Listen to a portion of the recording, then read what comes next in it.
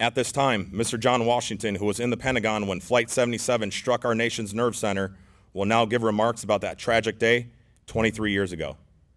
Mr. Washington. I'd like to first thank you for this honor to stand before you this morning.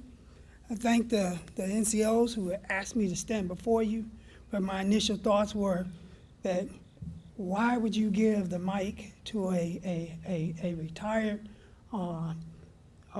retired Army officer with a fixed audience and then ask him to tell a story?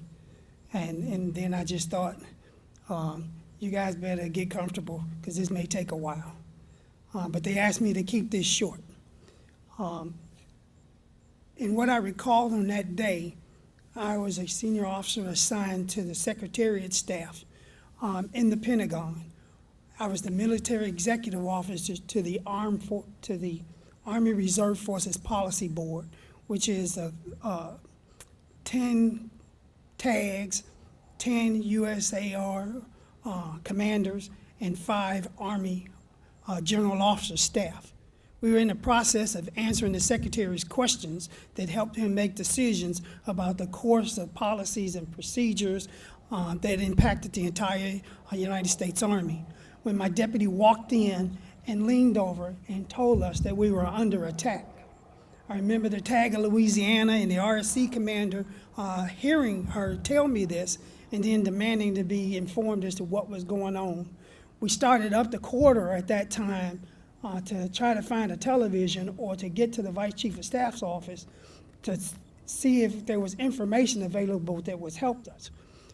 During that walk through the hallway, we came upon the smoke that was coming out of the G1 area, and just shortly after, we was ushered out of the building by the Pentagon law enforcement staff, and we found ourselves on the walkway.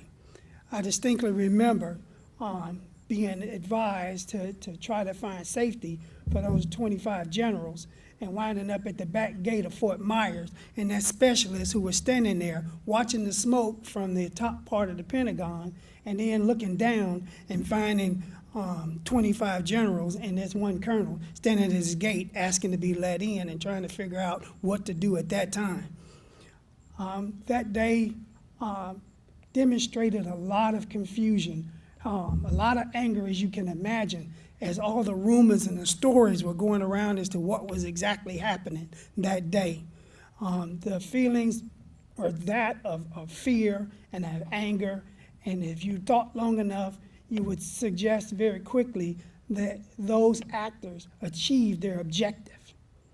But what I would have you to remember or to think about in this day of remembrance is those things that followed. All those individuals who were there, not only in the Pentagon, but in New York and in that part of where the plane was taken down, that came to the aid of all those who were in harm's way during that time.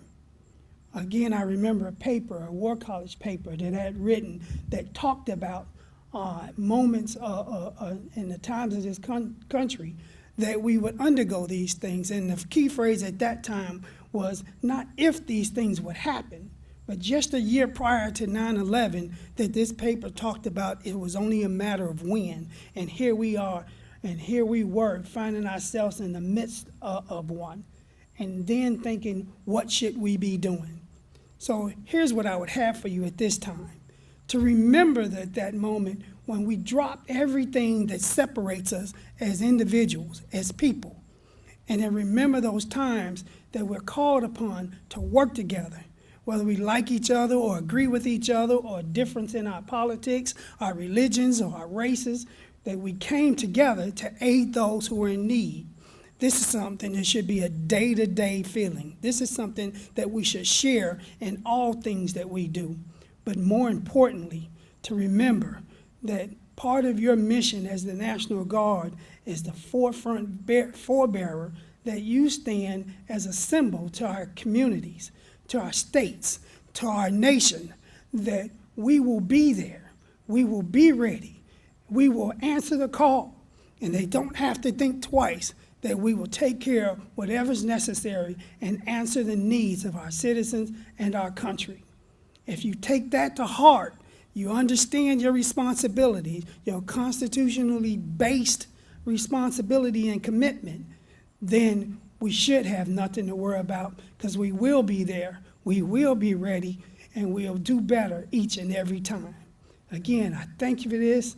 I ask God to bless you, and then I ask that you find success in your ongoing career, and always remember, we have to be ready, because this hasn't ended.